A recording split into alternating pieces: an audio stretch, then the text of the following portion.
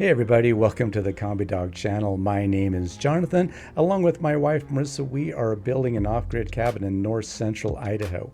In this episode, we are going to install our well pump, and things are about to go horribly wrong. Now I'm going to do a voiceover through most of this video, but we'll cut to actual audio of the install when things do go south. So as our dog Numa is checking out this pool of water, first order of business is to drain it, about 28 inches of water worth, to get down deep enough to where we can drill a hole through the casing to install our pitless adapter. So here Marissa is putting in a sump pump to begin the draining process, firing up the generator, and now just going to see how quickly this water is pumping out. And it actually took about a half hour. But we weren't out of the woods because once we were done draining it, water began seeping back in. So we had to work pretty quick to drill a hole through the casing and get our pitless adapter in and secured. So here Marissa is putting it down the casing through the 1 1/4 inch hole that I just drilled, and I'm putting the mating half on along with a 1 inch barb to go to the poly pipe. That went on smooth enough. Put on a couple of stainless steel clamps to secure it in place. Now we have about 400 feet of pipe. That's the depth of our well. So here I am putting one of numerous connectors on. This is one of 3 check valves. Again, doubling up stainless steel hose clamps on either side, making sure it is really secure. And then we put a tape around it to protect the sharp edges from cutting into the 4 strands of 10 gauge wire that will go down to power the pump. Here I am connecting that 10 gauge wire onto the pump, and the shrink tube did have an adhesive in it, but I went ahead and put this rubberized adhesive tape on it just to hedge the bet, make sure we didn't get any leakage into the connection. Then we use that same green tape to tape the wire against the 1 inch poly pipe.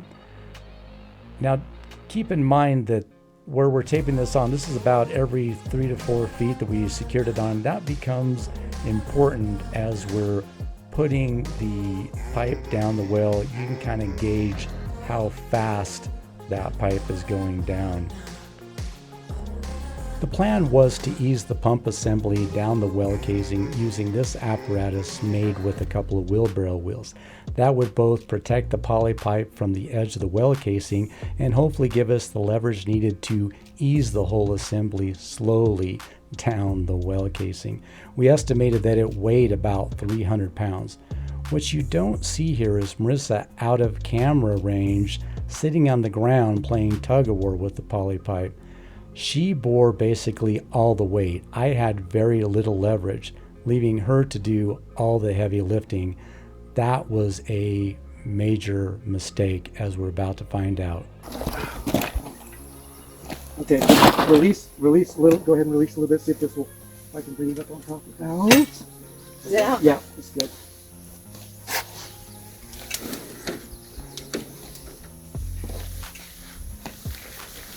Just make it go slow.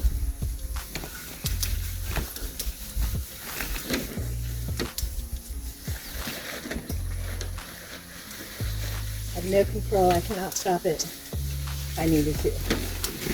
Careful your fingers. Oh, here goes the connector. Careful, here comes the connector. Watch your fingers. Where's it now? Okay. Okay.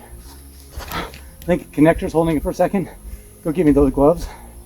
Which Oh, never gloves? mind. No, we're just gonna have to go. Okay.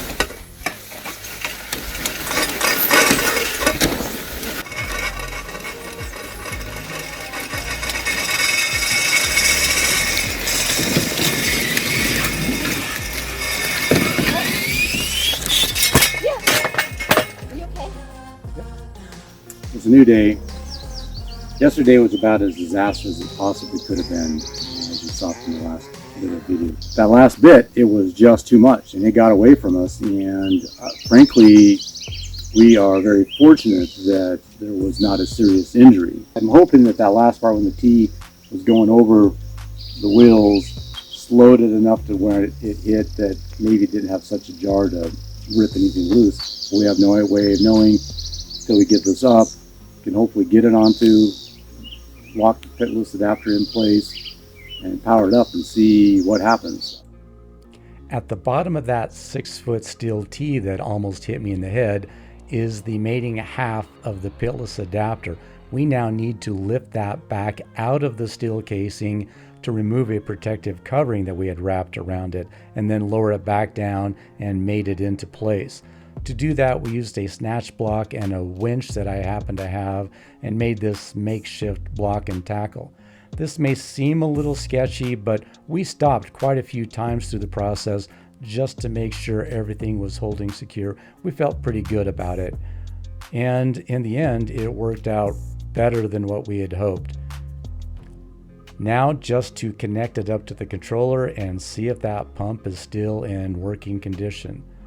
So here's the control box, the controller, a pump saver, a breaker, and a connector to go to our generator. So with the generator fired up, Marissa went out to the end of the poly pipe to monitor water flow, and I went ahead and flipped the breaker on. After what felt like a agonizingly long time, we finally saw water coming out, and what a tremendous relief that was. And we actually had great flows, really good flow of just crisp, clean, cool water. Marissa clearly got the short end of the stick in this project. While I did get one small cut in a hand, Marissa had massive blisters on both hands from the friction of holding on to the poly pipe, even though she was wearing gloves. But the good news is we did get the water, and on a hot summer day, we're able to fill the kiddie pool for the dogs, which they simply loved. Listen, we grossly underestimated the danger in undertaking this project in the manner that we did, and frankly, we are quite embarrassed by our errors in judgment. Nevertheless, we felt compelled to put this video out there in hopes that others may learn from our mistakes. Please, in whatever future project you may undertake, make safety your #1 priority, and we will do the same going forward. Well, that's all for now. Until next time, keep building your dreams.